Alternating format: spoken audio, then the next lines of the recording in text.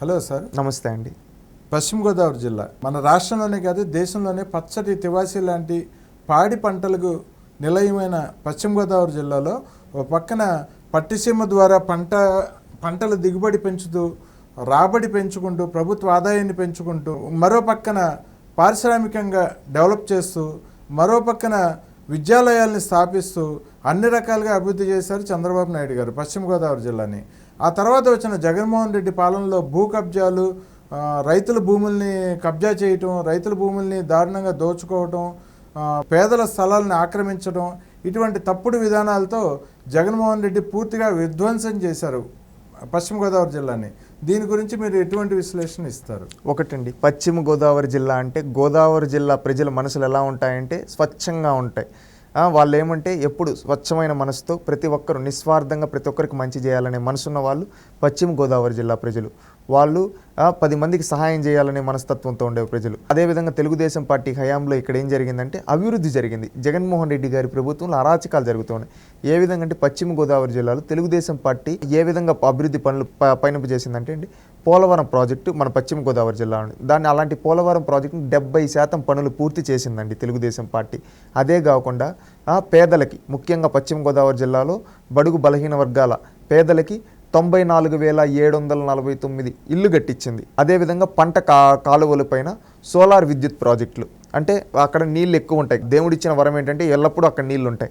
అందుకని అక్కడ పంట కాలువల పైన సోలార్ విద్యుత్ ప్రాజెక్టులు, సోలార్ ద్వారా ఒక కొత్త ఒరవడికి శ్రీకారం చుట్టారు. అదేవిధంగా 2,522 కిలోమీటర్ల సిమెంట్ రోడ్లు వేశారండి ఏంటి మన పశ్చిమ గోదావరి జిల్లాలో. అదేవిధంగా 1,773 కిలోమీటర్ల భూగర్భ డ్రైనేజ్ కంప్లీట్ చేశారు ఇక్కడ పశ్చిమ గోదావరి జిల్లాలో.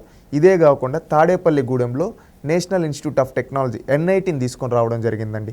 అదేవిధంగా రాష్ట్రంలోని ఎక్కడా లేని విధంగా 100% గ్యాస్ కనెక్షన్లు ఇచ్చిన జిల్లాగా పశ్చిమ గోదావరి జిల్లా రికార్డులకు ఎక్కిందండి. అదేవిధంగా విద్యుత్ కనెక్షన్ 100% ప్రతి ఒక్క గ్రామానికి విద్యుత్ కనెక్షన్ ఉన్న జిల్లాగా రికార్డులకు ఎక్కిందండి.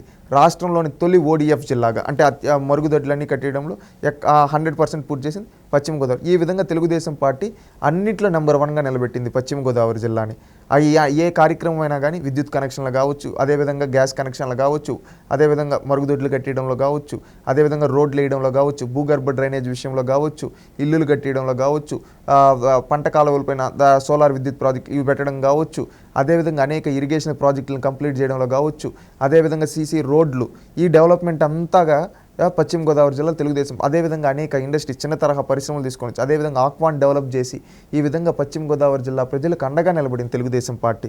అదేవిధంగా ఎప్పుడు ప్రశాంతంగా ఉండే జిల్లా. ఇప్పుడు ఏంటంటే అలాంటి జిల్లాలో కూడా వైసీపీ నాయకులు ఈరోజు వచ్చి గొడవలు స్టార్ట్ చేయడము, అదేవిధంగా అక్కడ కులాల మధ్య చిచ్చులు పెట్టడం, ఈ విధంగా చిచ్చు పెట్టి ఈరోజు వాళ్ళు అక్కడ భూములన్నింటినీ భూ కబ్జాలు చేస్తూ ప్రశాంతమైన పశ్చిమ గోదావరి జిల్లాలో కూడా రౌడీజాన్ని పెంచి ప్రోత్సహిస్తూ నాశనం చేశారు. అందుకని పశ్చిమ గోదావరి జిల్లా ప్రజల్ని ఒక్కసారి ఆలోచించమని చెప్తున్నాం. ఎందుకంటే తెలుగుదేశం పార్టీ హయాంలో మన ప్రాంతం అంతా ప్రశాంతంగా ఉండింది. అప్పుడు ఎప్పుడు మనకెక్కడ గొడవలు లేవు. మన జిల్లాలో అభివృద్ధిలో ఉండేది, అన్నిట్లో నెంబర్ 1గా ఉండేది. అందుకని ప్రతి ఒక్కరూ ఆలోచించండి. మళ్ళీ రాష్ట్రం అభివృద్ధి చెందాలన్నా, మన పశ్చిమ గోదావరి జిల్లాలో మళ్ళీ ప్రశాంతత నెలకొల్పాలన్నా, అదేవిధంగా అభివృద్ధిలో పరుగులు పెట్టాలన్నా కూటమి గెలవాలి. జనసేన, తెలుగుదేశం, BJP అభ్యర్థులకు మనందరం ఓట్లేసి కూటమిని గెలిపించుకోగలిగితే మళ్ళీ మన పశ్చిమ గోదావరి జిల్లా అభివృద్ధి బాటలో పయనింపజేస్తుందని భావిస్తూ ఉన్నాం. ప్రతి ఒక్కరూ ఆలోచించి మే 13వ తేదీ తెలుగుదేశం పార్టీ కూటమికి ఓటేస్తే ఖచ్చితంగా మన పశ్చిమ గోదావరి జిల్లా మళ్ళీ అభివృద్ధి చెందుతుంది. రాష్ట్రంలోనే ఒక ఆదర్శవంతమైన జిల్లాగా నిలుస్తుందని భావిస్తుంది. ప్రతి ఒక్కరూ ఆలోచించి మన జిల్లాని అభివృద్ధి చేయగలిగిన నాయకుడు చంద్రబాబు నాయుడు. అందుకని తెలుగుదేశం పార్టీ, జనసేన, BJP కూటమి అభ్యర్థులకు ఓటేసి రాష్ట్రాన్ని గెలిపిద్దాం, మన జిల్లాని గెలిపించుకున్నాం.